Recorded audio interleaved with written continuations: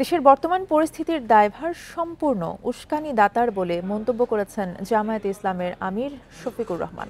শেখ হাসিনা পালিয়ে গিয়েও উস্কানি দিয়ে দেশে উত্তপ্ত পরিবেশ সৃষ্টি করতে চায় বলেও মন্তব্য করেন তিনি। সকালে নারায়ণগঞ্জের ওসমানী পৌর স্টেডিয়ামে এক জনসমাবেশে জামায়াতের আমির বলেন, জামায়াত ক্ষমতায় গেলে নারীরা ঘরে বাইরে সর্বোচ্চ নিরাপত্তা ও মর্যাদায় কাজ করতে পারবে।